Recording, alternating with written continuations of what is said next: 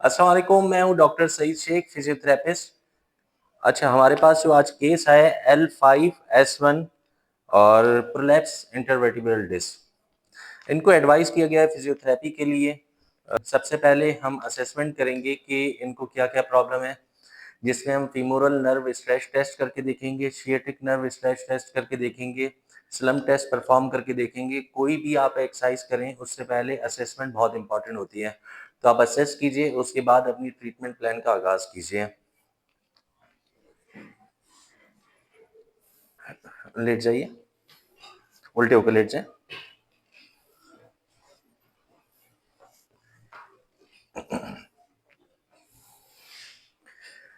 Femoral nerve test करने के लिए आप इसको जो है नी को फ्लेक्स करेंगे 90 डिग्री तक, उसके बाद फिर स्ट्रेच करके देखेंगे और फिर पेशेंट से पूछेंगे कोई पेन हो रहा है आपको? नहीं, कोई पेन नहीं हो रहा। फीमोरल नर्व स्ट्रेच टेस्ट उस वक्त परफॉर्म किया जाता है जब आपको मालूम हो कि L2 L3 लेवल की इन्वॉल्वमेंट है। अब हम देखेंगे कि L5 या S1 की इन्वॉल्वमेंट है, उसके लिए हम SLR करेंगे, जिसको हम कहते हैं स्ट्रेट लेग रेस। सीधे होकर लेट जाइए। इसके बाद हम SLR टेस्ट करेंगे। SLR टेस्ट जो है वो L5S1 लेवल की इन्वॉल्वमेंट अगर होगी तो हमें मालूम होगा कि इसमें सियाटिक नर्व की इन्वॉल्वमेंट है। पेशेंट से कहेंगे अपने पाँव को ऊपर उठाइए, पैर को ऊपर उठाएंगे ये, और मैं इनका फ्लेक्स जो है वो डॉर्सी फ्लेक्स करूंगा। पेन हो रहा है आपको? आप देख रहे हैं कि पेशेंट की गर्दन हिल रही है, इसका मतलब है L5S1 लेवल की इन्वॉल्वमेंट है। अब इसके बाद जो हम करेंगे पायरिफॉर्मिस स्ट्रेच टेस्ट करके देखेंगे, जिसमें हमें मालूम होगा कि पायरिफॉर्मिस सिंड्रोम इसके साथ मौजूद है या नहीं। तो आप यहाँ पर नी को इस तरह से फ्लेक्स करके रखेंगे दूसरे नी के ऊपर, और देखिए पेन हो रहा है जी, पेन हो रहा है। पैरिफॉर्मिस मसल की इन्वॉल्वमेंट है। अब लास्ट में हम स्लम टेस्ट परफॉर्म करके देखेंगे। बैठ जाइए।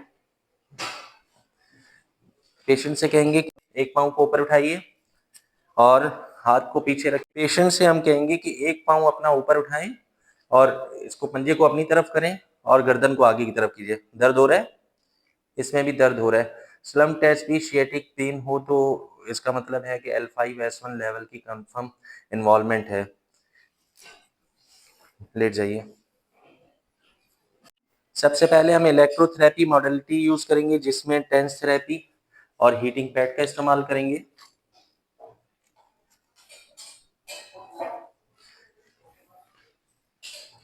इसमें हम करेंगे L5S1 लेवल पर, और उसके साथ फिर हम हीटिंग पैड अप्लाई करेंगे फॉर 20 मिनट्स।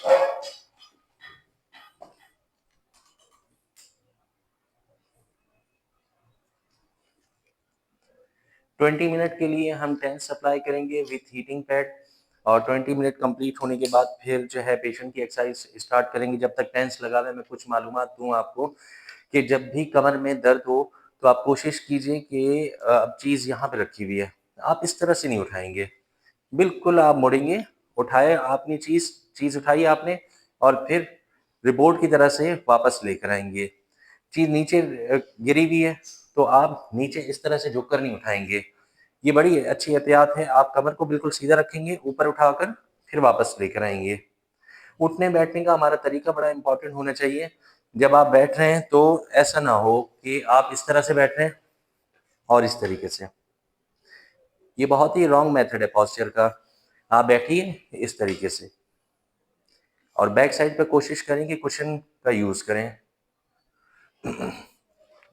जब पेशेंट को हम बेड से उठाएंगे तो उसमें भी कोशिश करेंगे कि पेशेंट लॉग रोल करे और फिर पाँव नीचे की तरफ लेकर आए और बैठे, ताकि उसमें जो डिस्क की इन्वॉल्वमेंट है या फैसेट जॉइंट की इन्वॉल्वमेंट है वो ज़्यादा नर्व को इम्पेश ना करे। अच्छा, 20 मिनट्स कंप्लीट हो चुके हैं। अब हम टेंस उतारेंगे और अपनी ट्रीटमेंट एक्सरसाइज प्लान जो है वो पेशेंट को गाइड करेंगे।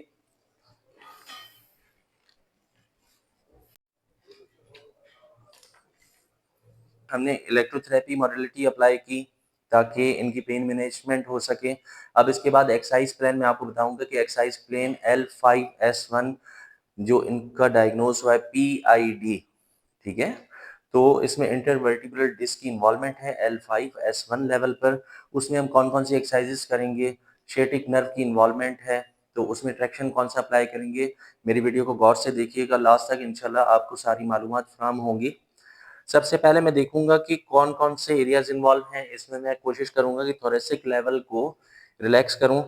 कैसे रिलैक्स करूँ? आप दोनों इस तरह से प्लेसमेंट करेंगे थंब को और देखेंगे, इसको आपने रोटेट किया और नीचे की तरफ ग्रेड 1 में मूव करने की कोशिश की।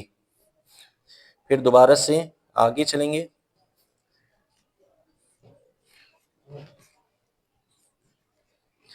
ये सारी मैनिपुलेशन है, इसको कोशिश कीजिएगा कि घर पर अगर आपका एक्सपीरियंस नहीं है तो अपने फिजियोथेरेपिस्ट से मशवरा कीजिए और फिजियोथेरेपिस्ट को बुलवाइए, उनसे करवाएं। मैनिपुलेशन आप अप्लाई नहीं कीजिएगा, इससे आपके स्पाइनल कॉर्ड को नुकसान हो सकता है।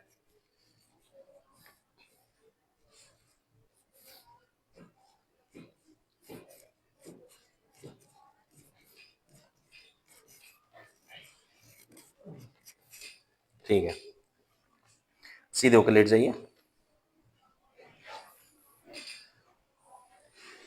इस तरफ हो जाइए। तो अब हम सुपाइन में लिटाएंगे, मतलब सीधा करके लिटाएंगे और विलियम फ्लेक्शन एक्सरसाइजेस अप्लाई करेंगे। विलियम फ्लेक्शन एक्सरसाइज अप्लाई करने के लिए वन लेग को पेशेंट से कहेंगे कि अपनी तरफ लेकर जाएं, नी टू चेस्ट इसको हम कहते हैं।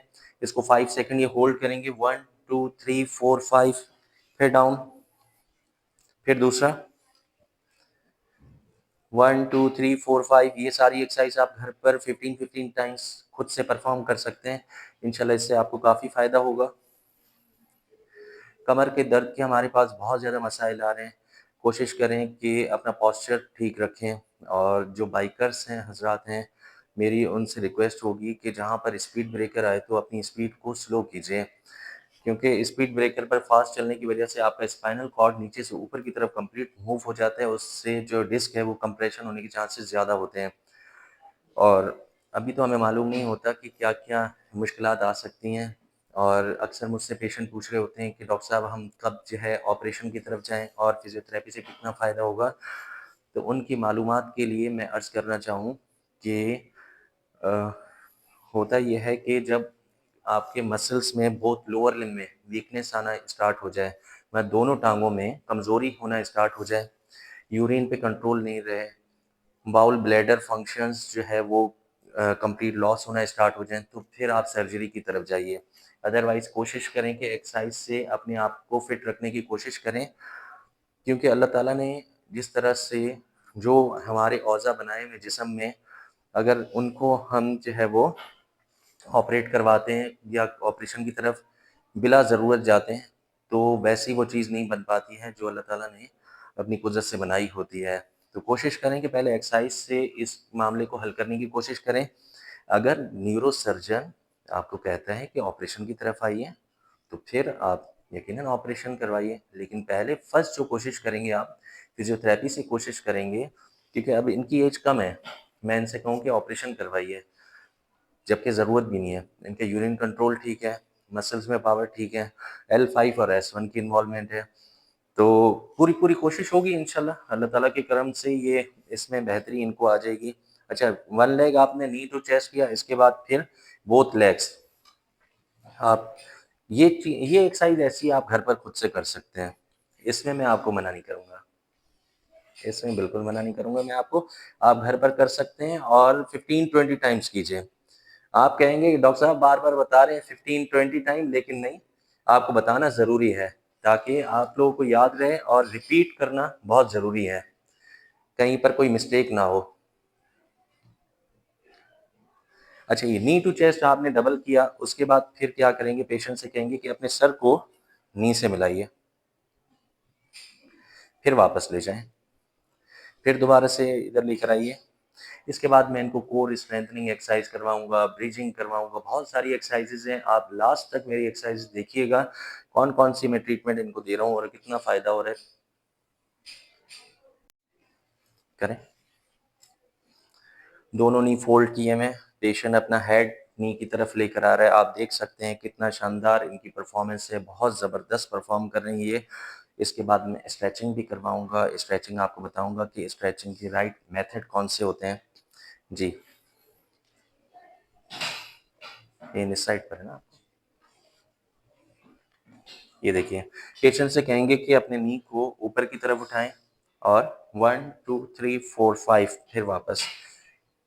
इससे इनकी जो सियाटिक नर्व है वो स्ट्रेच होगी, हैमस्ट्रिंग की स्ट्रेचिंग होगी, L5 S1 लेवल की स्ट्रेचिंग होने से फ़ायदा ये होगा कि नर्व अंदर जो दबी हुई है वो बाहर निकलने में उसको आसानी होगी। इसके बाद मैं ट्रैक्शन अप्लाई करूँगा। ट्रैक्शन अप्लाई करने का मेथड मैं आपको बताऊँगा कि किस तरीके से ट्रैक्शन आप खुद से भी कर सकते हैं। फिजियोथेरेपिस्ट आए तो वो ज़्यादा बेहतर है।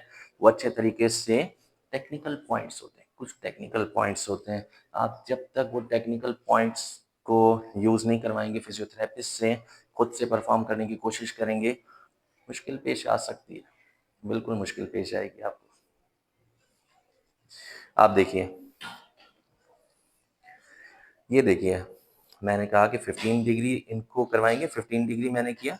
अब उसके बाद मैं इनके लेग को अपनी तरफ खींचने की कोशिश करूँगा। अच्छा, ये तो मैनुअल ट्रैक्शन है। ये सिर्फ़ मैं इस वज़ह से करवा रहा हूँ ताकि आप घर पर इतनी बड़ी मशीन ये आपके पास मौजूद नहीं होगी। हमारे पास ये ट्रैक्शन मशीन मौजूद है, लेकिन क्योंकि इतनी बड़ी मशीन आपके पास घर पर मौजूद नहीं होगी, इसलिए मैं आपको सारी मैनुअल एक्सरसाइज़ बता रहा हूँ कि मैनुअली कैसे आप घर पर खुद अपने आप को ठीक कर सकते हैं अगर आपको बैक पेन हो रहा हो तो। देखिए, बड़े शानदार तरीके से आप अपनी बॉडी को मूव करेंगे बैक साइड पर और लेग को खींचेंगे, स्ट्रेच कीजिए 1 2 3 4 5 6 7 8 9 10 एक्सीलेंट। 1 2 3 4 5 6 7 8 9 10 बहुत ज़बरदस्त। इसके बाद हम पायरिफॉर्मिस की स्ट्रेचिंग करेंगे। पायरिफॉर्मिस की स्ट्रेचिंग मैंने आपको बताई थी स्टार्ट में कि इनके पायरिफॉर्मिक मसल भी इन्वॉल्व है। तो अब क्या करेंगे, यहाँ से मैं खड़ा होऊंगा और 1 2 3 4 5 6 7 8 9 10 पेशेंट को इस इतने स्ट्रेच करवाने में पेन हो रहा है, तो इसलिए मैंने क्या किया कि इनिशियली 15 डिग्री तक रखा, ज़्यादा नहीं लेकर गया हूँ इनसाइड। इनर रेंज में ज़्यादा नहीं, पहले आप आउटर रेंज में वर्क करेंगे, फिर मिडल रेंज में और फिर इनर रेंज में वर्क करेंगे आप। इससे रिजल्ट आपको बहुत अच्छे मिलेंगे। समझ रहे हैं मेरी सारी बातों को आप?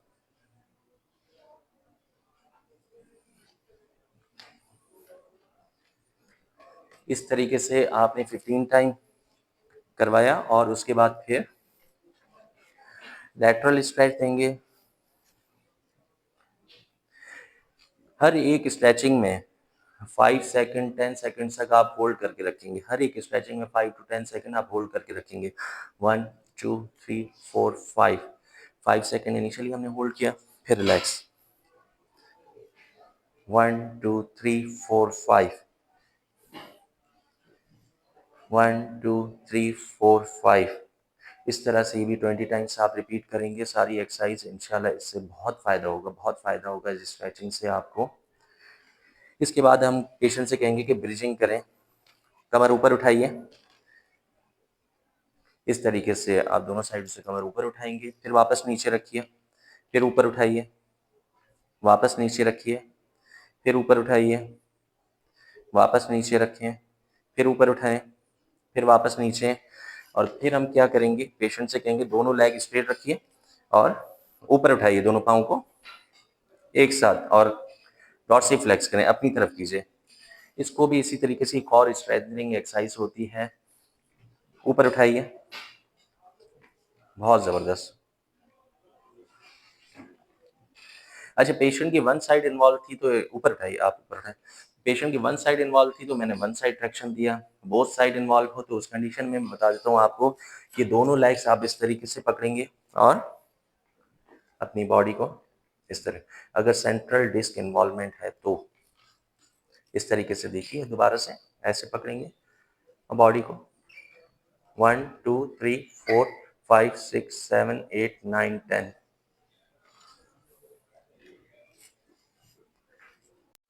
ट्रैक्शन का मेथड मैंने आपको बताया कि किस तरीके से होगा। कोर स्ट्रेंथनिंग एक्सरसाइज मैंने आपको बता दी। अब उसके बाद फिर जो लास्ट इनकी मूवमेंट होगी, मैं आपको तरीका बताऊंगा कि पेशेंट को हम कैसे कहते हैं कि वो खुद से उठें। करवट लीजिए, पेशेंट करवट लेगा उसके बाद दोनों नी को हम नीचे करेंगे और ऊपर उठ जाइए, ठीक है। अच्छा, ये सारी एक्सरसाइज आप इनको घर पर करवाएंगे और उसके बाद मुझे आप ज़रूर बताएंगे कि आपको मेरी एक्सरसाइज कितनी अच्छी लगी, ठीक है। एक लास्ट एक्सरसाइज मैं आपको ज़रूर बताऊंगा जो कि स्विस बॉल पर एक्सरसाइज होती है। मैं आपको बताऊं कि ये हमारे पास स्विस बॉल है। स्विस बॉल से कैसे हम बैक की एक्सरसाइज करवाएंगे, इसको आप बॉल के साथ अटैच करेंगे और पेशेंट से कहेंगे कि बॉल से खुद को अटैच करें। अब नीचे मूव हो करते रहिए। अच्छा, अब ये भी डिपेंड करता है कि पेशेंट की एज कितनी है। इनकी एज छोटी है तो इस वजह से ये स्विस बॉल पर मूव कर पा रहे हैं। अब किसी की एज अगर 50 ईयर हो, उसको आप ये एक्सरसाइज नहीं करवा सकते हैं। मीन्स कि एक्सरसाइज जो आप परफॉर्म करवाएंगे वो एज बाय एज वेरिएशन करता है। एक पेशेंट की एज है 60 ईयर्स, मैं उसको ये मूव नहीं करवा सकता हूँ। एक पेशेंट की एज है 18 ईयर, उनको से मैं कहूँगा कि इस तरह से मूव करें और सारी एक्सरसाइज करें। तो डिफरेंट टाइप की एक्सरसाइजेस होती हैं। आप सब में कहेंगे कि सर ये एक्सरसाइज में मेरे बाबा ओल्ड एज के हैं, मैं कैसे परफॉर्म करवाऊँ? तो आप नहीं करवा सकते हैं। तो डिपेंड करता है कि एज कितनी है, ठीक है। चलिए, ये एक्सरसाइज करते रहेंगे, आप करते रहिए। एक्सरसाइज कर रहे हैं। उम्मीद करता हूँ आपको मेरा चैनल बहुत अच्छा लगा होगा। बहुत बहुत शुक्रिया आप सब लोगों का। अल्लाह हाफिज। हाथ मिलाइए।